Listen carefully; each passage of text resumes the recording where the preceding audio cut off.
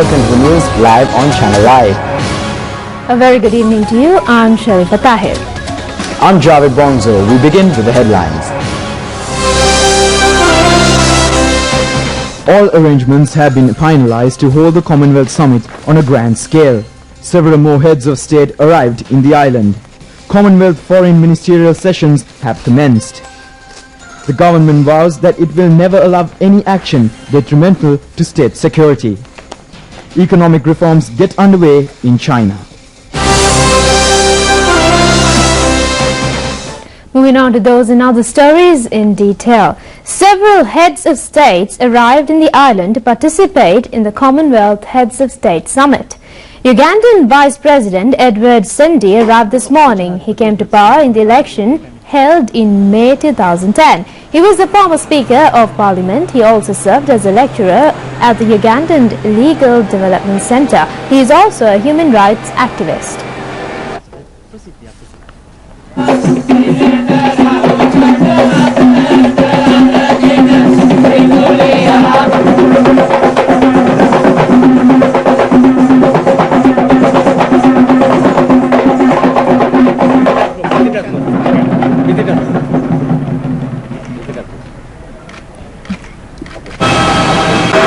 The delegation of the Tuvalu state, headed by Governor Ayakoba Italeli, arrived in the island today. He was the former Education, Sports and Health Minister.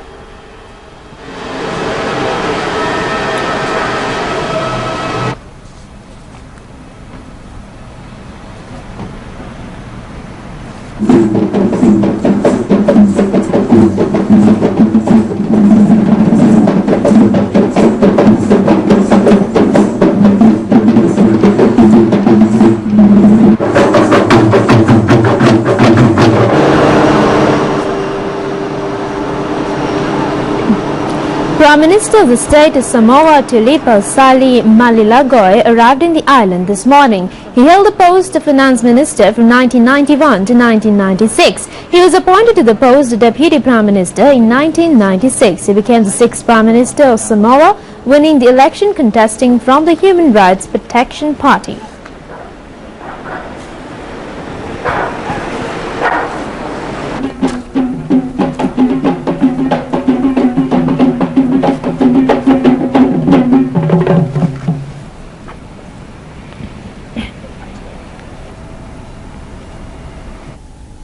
Indian Foreign Minister Salman Khurshid arrived in the island today. He is a veteran author. He entered active politics during the period of Prime Minister Indira Gandhi in 1980. He contested the general election in 2009 and later appointed to the post of Indian Foreign Minister.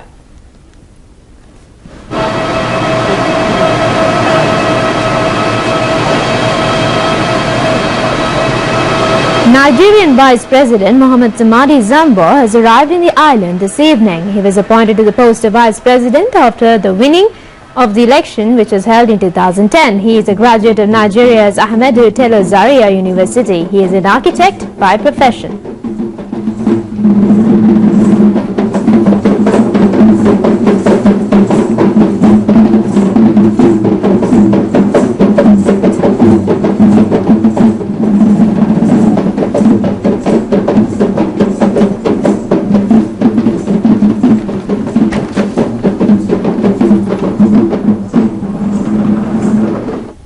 In the meantime, Zambian Vice President Dr. Guy Scott and Swaziland Premier Barnabas Zubisu Dlamini arrived in the island this afternoon. Zambian Vice President Guy Scott came to power winning the election held in September 2011. He is a veteran in the field of commerce. Later, he entered active politics from Patriotic Front.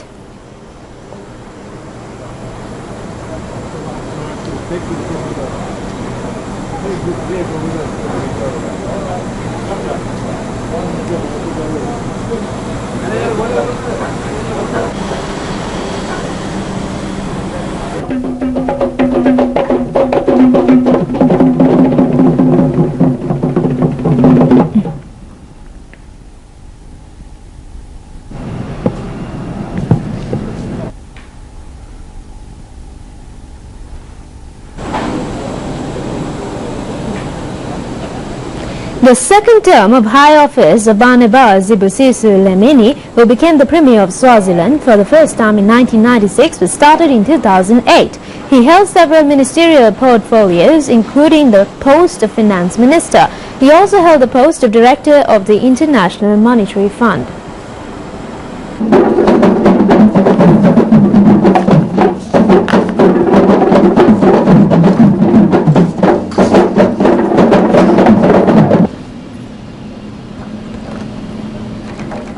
The Commonwealth Heads of Government meeting is to be ceremonially inaugurated at Nelumpokana Mahinda Rajapaksa Theatre in Colombo next Friday. The government says that the participation of heads of state is at a high level. Leaders of several countries have already arrived in the island.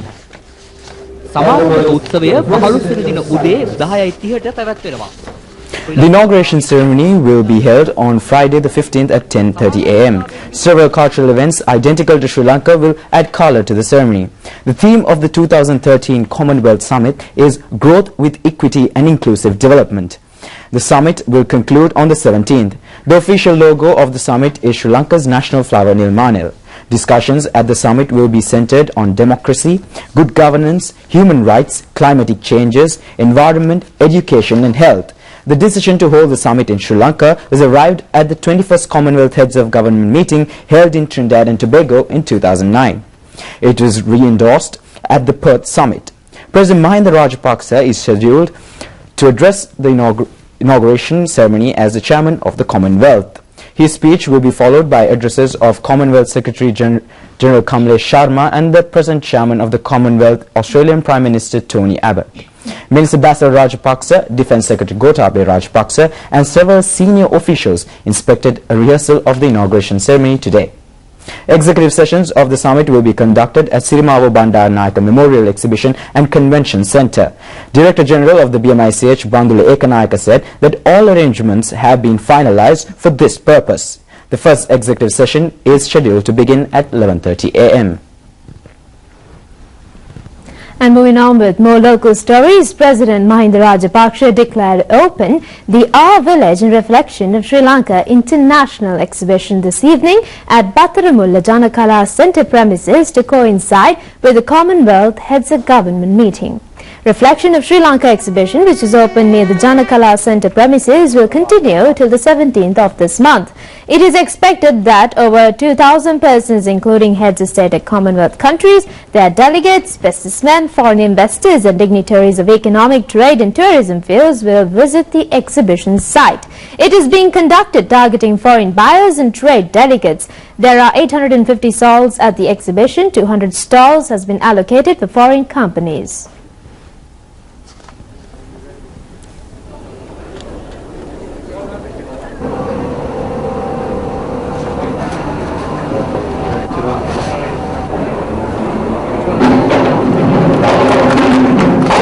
President Rajapaksa also declared open the Our Village exhibition at the Janakala Centre premises in Battaramulla. It consists of an ancient village and a craft village. It was built to depict Sri Lanka's ancient community life and livelihoods.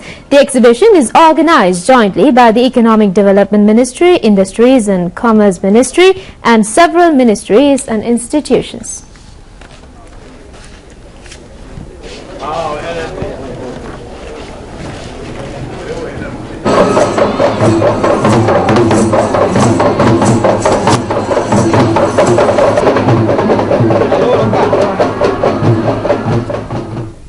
Foreign Ministers meeting organized as a precursor to the Commonwealth Heads of State Summit began at Sirimavo Bandaranaike Exhibition and Convention Hall today. Foreign Minister Professor G.L. Prius presided over the meeting. The first of the three meetings of foreign ministers was held today. They held discussions on several issues including environmental problems faced by regional countries and development which will be achieved by Commonwealth countries after 2015. Important recommendations and resolutions which will be discussed at the meeting are to be presented to the Heads of State Summit. These recommendations and determinations will be included in the Colombo Declaration which will be announced after the conclusion of the Heads of State Summit. 90% of the Commonwealth foreign ministers, including British External Affairs Minister William Hague and Australian Foreign Minister Julia Bishop, attended today's meeting.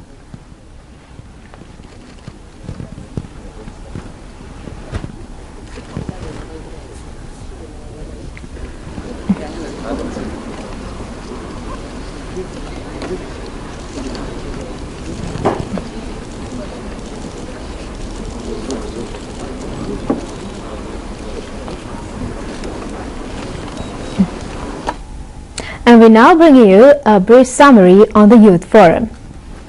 The election to elect office bearers of the council started at 12 noon yesterday. 51 candidates of 53 Commonwealth countries contested for 9 executive posts in the Youth Council. Sri Lanka has contested for 5 posts. 11 Sri Lankan candidates contested for these posts. All candidates had taken keen enthusiasm. The official result was released at 8:30 p.m. yesterday. Ahmed Adihisi of Nigeria was elected as the chairman of the council. නායකයන්ට නව අත්දැකීමක් ලබා දෙන්නට සංවිධායකයන් කටයුතු කළා. ඒ ඔවුන් බූන්දර ජාතික වනෝද්‍යානයේ චාරිකාවකට ගතවන්නේ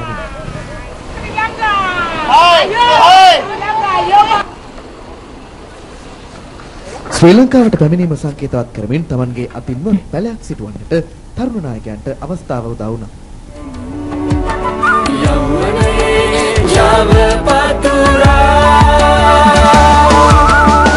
Rada madulu ading bandi Parung saviyen bandi Lovatama peramang tanumata ekwi Yawanayan susadi Youth of the Sri Lanka Youth of the Sri Lanka Youth Sri Lanka. I came to Sri Lanka not expecting this, but what I saw is definitely different from what I've seen in any other part of the world. I love Sri Lanka. We also wish to invite Sri Lankans to come to African countries so that you can learn more about our culture, like we have learned a lot about yours. Thank you. Okay. Different activities, and the election was really good. It's been amazing experience here. British Foreign Secretary William Hague says that they appreciate measures taken by the government to improve the community life in the post-war era. He points out that international media attention on any party under various topics is a normal practice during the time of holding the Commonwealth Heads of State Summit. British Foreign Secretary William Hague delivered a special lecture in Colombo this evening. Later answering to questions, he explained the aim of his visit to Sri Lanka. Discussions during the Commonwealth Summit will focus on Millennium Development Goals and how to improve cooperation among member countries. Discussions will also be centered on improving economic relations, considering Commonwealth as the largest trade group in the world. He revealed that discussions with the Sri Lankan government will be on fields to improve bilateral relations. The British Foreign Secretary noted that he is ready to enter into an open dialogue with the government on views expressed against Sri Lanka at the international level. He disclosed that he plans to request the government to investigate into such incidents. He points out that people should understand that international media reports on any country, good or bad, during the period of the summit is a normal occurrence. We now bring you a country profile from the Commonwealth. Today our focus is Malawi.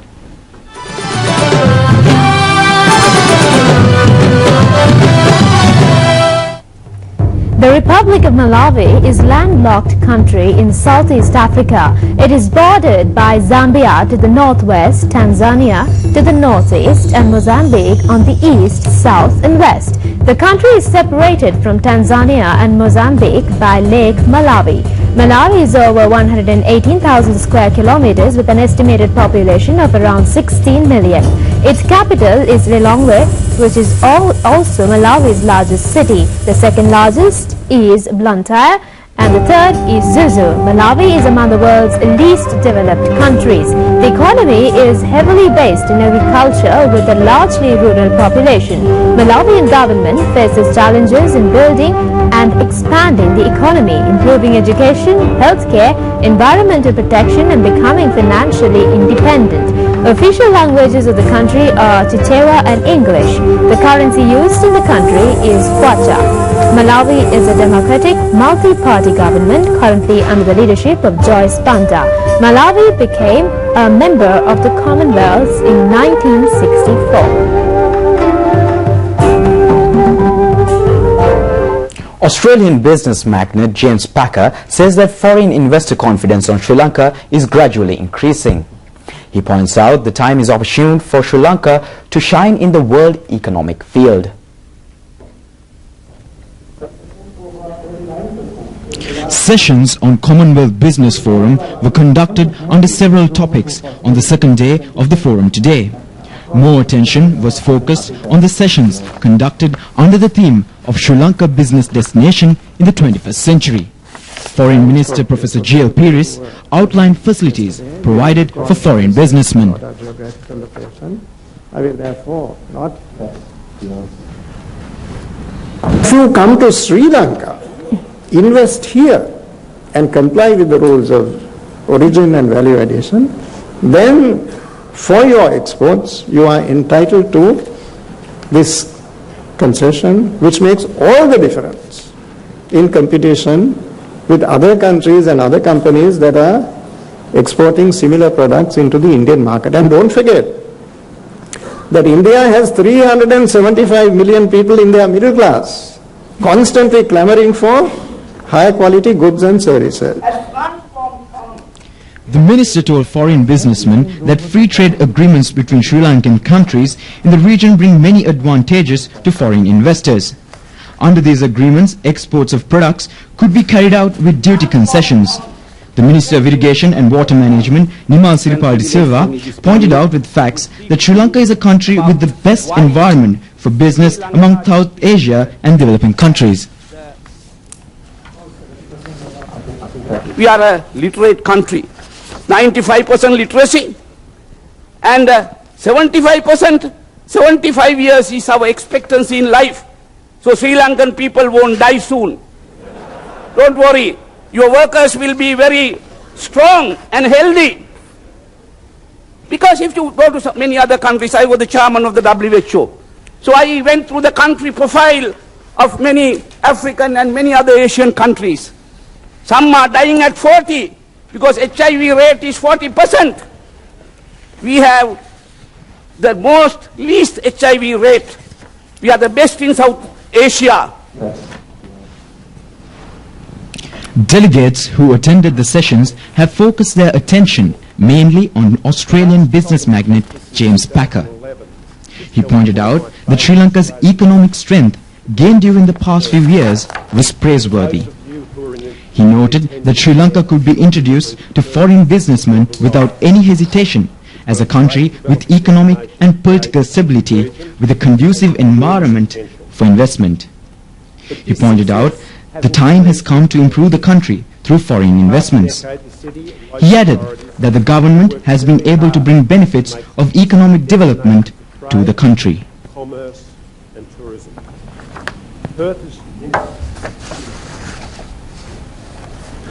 Sri Lanka is a country that is growing in confidence every day.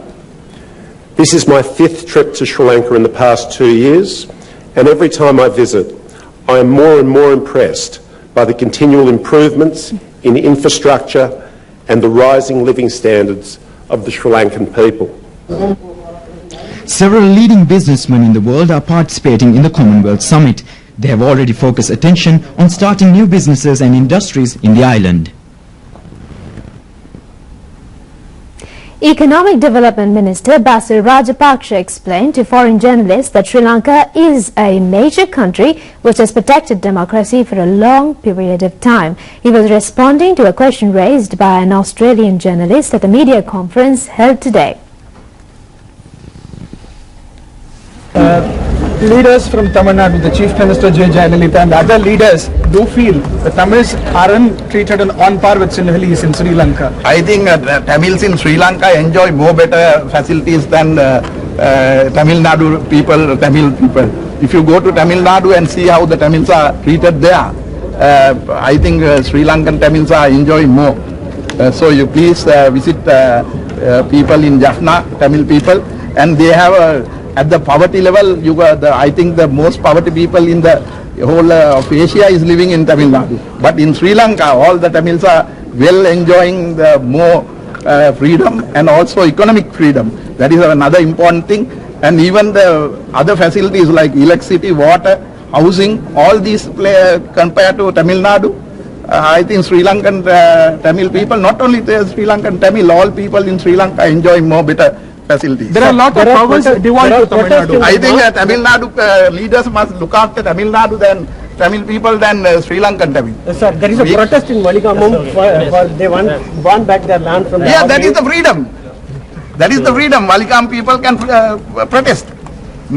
Can Tamil Nadu people? They can't.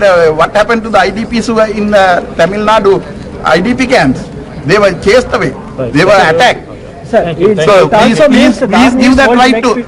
Please give that right to the Tamil Nadu people. So in Jaffna we have Valikam people can protest. That is the right of that is the right we have given. In more local news, Information and Media Minister Keheli Rambukwala says that the government will never allow any action aimed at disrupting law and order in the country. Addressing a media conference at the Information Department today, he said that the responsibility of the government is to pay special attention on the country's security in the eve of the Commonwealth Heads of Government meeting. Minister Keheli Rambukwala said that the responsibility of the State Defence Department is to control the situation obstructing peace during the Commonwealth Summit period. He said that he cannot say as to what action should be taken to control the situation. No country has allowed to enter such persons during a period such as this, he said. In more local news, people vehemently protest that against conspiracies of the UMP by calling Tiger sympathizers like Colm Macri to party headquarters. The reason for the protest of the people is to attempt being made by persons to destabilize the country at a time where over 1,000 journalists were reporting true situation of Sri Lanka. They are here to cover the Commonwealth Summit. A media conference was held under the patronage of persons like Mangal Samarira and Vikrambahu Karunaratne. Macri, who were at the conference, displayed his low attitude. People said that persons like Macri was very low person supporting LTT terrorists. We may want to travel, yes. We haven't made any definite plans yet, but, you know. People staged protest demonstrations when they came to know that this Tiger sympathizer was visiting the north from the train. The police said that the protest was held for around 2 hours surrounding the Anuradhapur train. They said that this group was sent back to Colombo. Minister Basil Rajapaksa today inspected the Commonwealth Media Centre at the BMICH in Colombo. Minister Basil Rajapaksa expressed his appreciation on facilities provided at the centre for local and foreign media personnel. It has internet and satellite technology facilities as well as all other necessary infrastructure facilities for journalists. Media personnel lauded the government for making arrangements towards this. Minister Basil Rajapaksa inquired about the functions at the media centre from the heads of Globecast, the official media service provider for the summit. Information and Media Ministry Secretary Dr. Charita Herath and SLRC Director General Chandrapala Lianagir were present.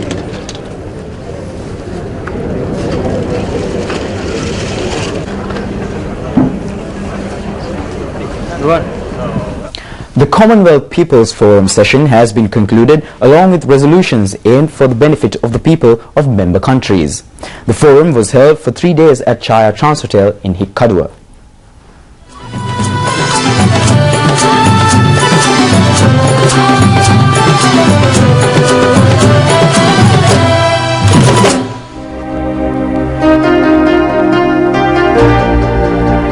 The inauguration ceremony of the Commonwealth People's Forum was held at World Heritage Golf Fort premises on the 10th of this month.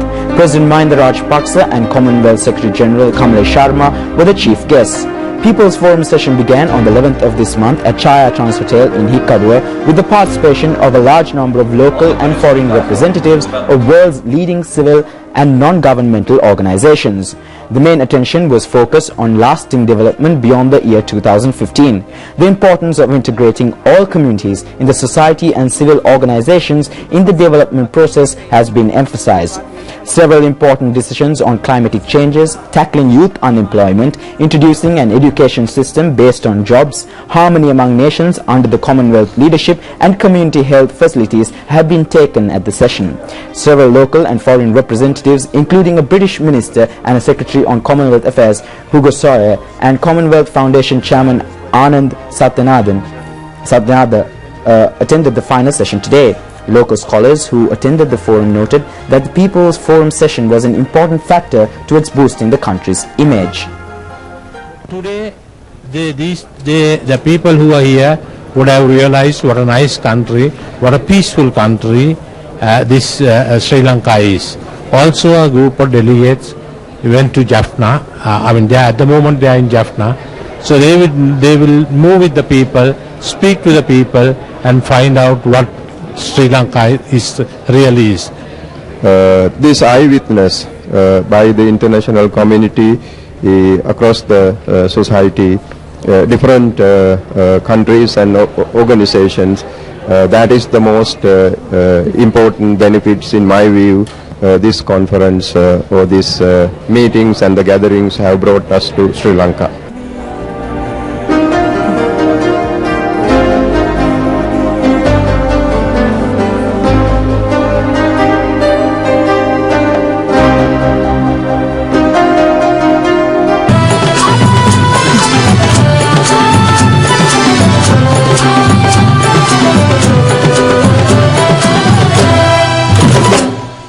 Continuing with more local stories, representatives of Commonwealth People's Forum paid a visit to Kilinochchi. They expected various development projects, St. Shirley Children's Home and several important places.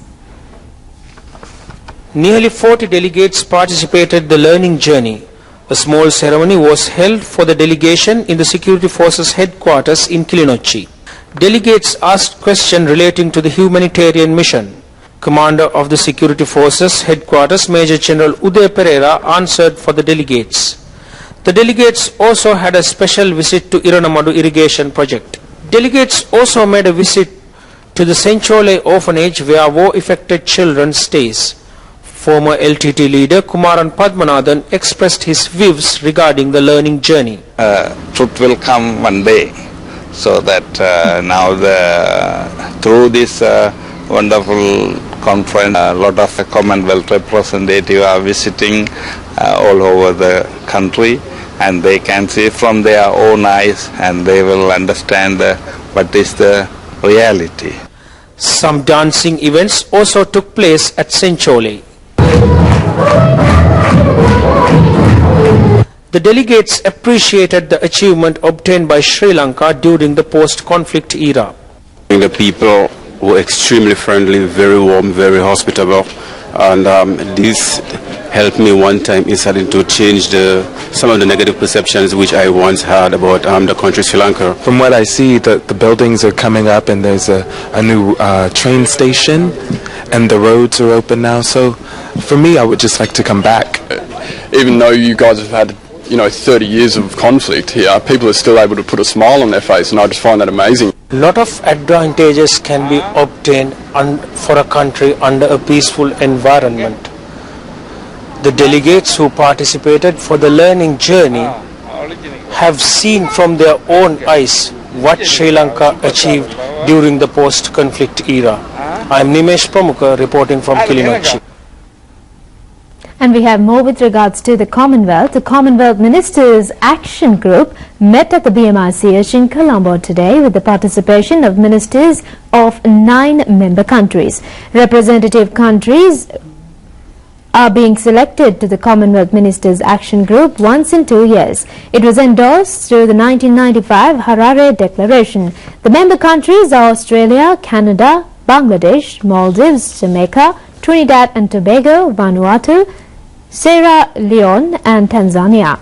The Ministerial Action Group has been vested with the responsibility of reviving the progress after studying policies and plans of relevant countries. The Ministerial Action Group has met for the first time during the Commonwealth Heads of Government meeting period in Auckland, New Zealand back in 1995. Foreign Minister Professor G.L. Pires claims that the high participation in forum sessions and one-to-one meetings as a precursor to the Commonwealth Heads of Government meeting is a welcome sign for the successful Heads of State Summit. He revealed that Sri Lanka has been able to attract the high international attention through pre-summit activities. Sri Lanka has been able to organize the most successful business forum in the history of the Commonwealth. This forum, which began in Cinnamon Grand Hotel in Colombo yesterday, will conclude tomorrow. Around 1,500 foreign businessmen in 30 countries, in addition to 53 Commonwealth countries, are attending the business forum. The reason for the business attraction on Sri Lanka is its peaceful environment and geographical location. The chairman of the Commonwealth Business Council, Mohan Kaur, says that Sri Lanka will be able to attract over $2 billion as foreign direct investments as a result of hosting the summit. The president's speech at the inauguration ceremony of the business summit was lauded by business leaders. තුමාගේ දේශනයේ ව්‍යාපාරිකයන් ආකර්ෂණය කර ගැනීමට සමත් වුණා. ශ්‍රී ලංකාව ව්‍යාපාර කිරීමට හොඳ ස්ථානයක්. මේ දක්වා මාධුර්යයේ විශ්මයජනකයි. පොදු රාජ්‍ය මණ්ඩල ව්‍යාපාරික සංසදයේ විවිධ ආයෝජකයන්ට ඉඩ ප්‍රස්තාව සලසා තිබෙනවා. එමගින් ශ්‍රී ලංකාව ව්‍යාපාර සඳහා විවෘත බවයි පෙනෙන්නේ. ශ්‍රී ලංකාවේ ප්‍රතිරූපය නැංවීමට පොදු රාජ්‍ය මණ්ඩල ජන සංසදයේ සමන්තිය. එය ගාල්ල ඡායා ට්‍රාන්ස් හෝටලයේදී පැවැත්විණ. The National Gem and Jewellery Authority has organised a gem exhibition to coincide with the Commonwealth Heads of Government meeting. It was opened at Kingsbury Hotel in Colombo today. The exhibition will continue to the 16th of this month. First Lady Madam Shiranti Rajapaksa declared open the exhibition aimed at promoting Sri Lankan gems to the world over. First Ladies of Heads of State who will be participating in the summit are expected to visit the gem exhibition. Sri Lanka's largest gems are on display at the exhibition. Ministers W.D.J. Senaviratne and Susil Premajanta were among the large gathering at the opening ceremony of the exhibition.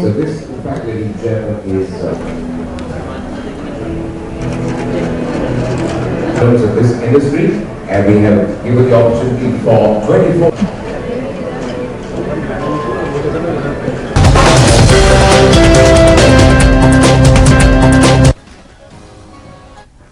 Welcome back. In foreign news, China's leaders have unveiled a series of reforms aimed at overhauling its economy over the next decade. In a statement issued after a closed-door summit, they promised the free market would play a guard against social unrest, and farmers will be given more property rights over their land. The leaders will now have to persuade officials below them to implement the reforms. The so-called Third London talks began in Beijing on Friday and ended with a brief communique outlining areas that had been agreed on. The reforms could carry enormous importance. A more complete list of changes to the economy and the social sector is expected to be released in the coming days or even weeks. Details of what was agreed are still emerging. The Communist Party leaders said markets would be allowed to play a leading role. State ownership would remain a pillar of the economy.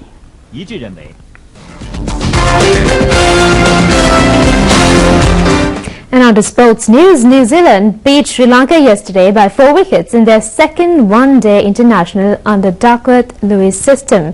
The match was played at Mahinda Rajapaksa International Stadium. Sri Lanka were 138 for 1 wicket in 23 overs when the rain interrupted play yesterday. Kumar Sangakkara was unbeaten with 71 and T.M. Dilshan was not out with 55. New Zealand was given a target of 198 runs in 23 overs to win the match under Duckworth-Lewis system. They scored 203 runs with a loss of 6 wickets in the last ball of the 23rd over. They won the match by 4 wickets. Tom Lethnam made 86 and Leo Granchi made 49. Nathan McCallum scored a brilliant 39 runs in 9 balls. Nuwan Kulasekara took 4 wickets for 34 runs. That's it on the news for tonight. Together with David and Sharika, wishing you a very pleasant night.